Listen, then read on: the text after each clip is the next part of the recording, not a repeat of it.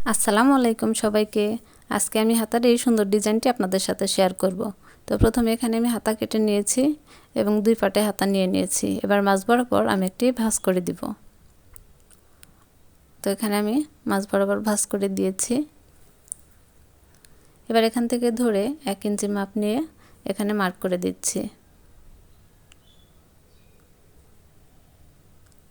এবং এখান থেকে কোনাকুনিভাবে উপরের দিকে আমি 3 ইঞ্চিতে আরেকটি মার্ক করে দিচ্ছি। এবার আমি এই বরাবর দাগ টেনে দিব।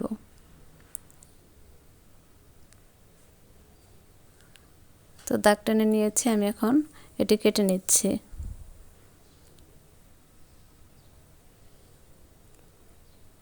দেখুন আমার দুই পাটের হাতাই কাটা হয়ে গিয়েছে। এবার আমি হাতা যেভাবে কেটেছিলাম এখানে আরেকটি পট্টি লাগিয়ে নিয়েছি একইভাবে। তো সেলাই করে নিয়েছি। এবার আমি ছোট ছোট করে সাইড দিয়ে কেটে দিব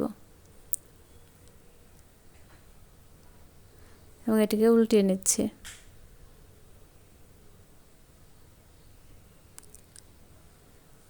তো উল্টিয়ে সাইডে মুড়িয়ে আমি আবার একটি সেলাই দিয়ে দিব।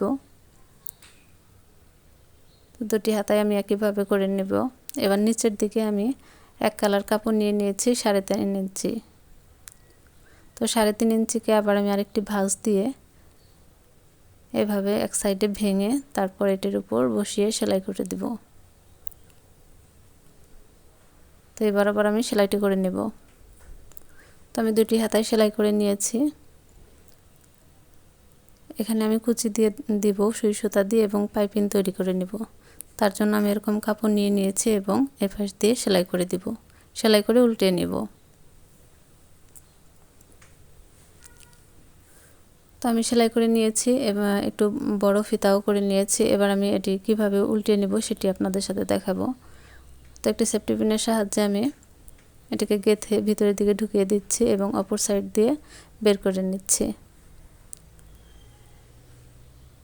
তো এভাবে টেনে বের করে নিতে হবে।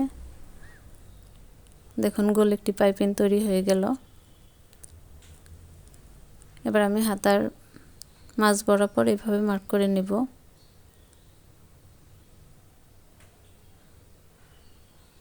তো এভাবে মার্ক করে নেওয়ার পর এখানে আমি সুই সুতা দিয়ে সেলাই করে আটকে নেব। এভাবে ধরে পেঁচিয়ে সুন্দর করে আটকে নেব।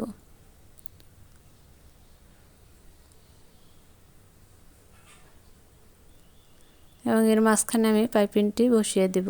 এভাবে করে নিচের দিকে সেলাই করে দিব।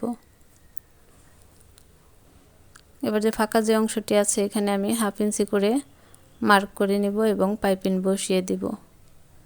1/2 ইঞ্চি করে মার্ক করে নিচ্ছি এবং 3টি পাইপিং আমি উল্টো দিক থেকে সেলাই করে বসিয়ে নেব।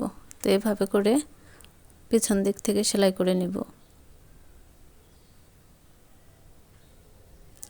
তো এভাবে পিছন দিক থেকে সেলাই করে দিব। দেখুন পিছন দিক থেকে আমি এটি সেলাই করে নিয়েছি। আরেকটি হাতাও আমি একইভাবে করে নিয়েছি। তো আপনারাও এভাবে করে নিতে পারেন।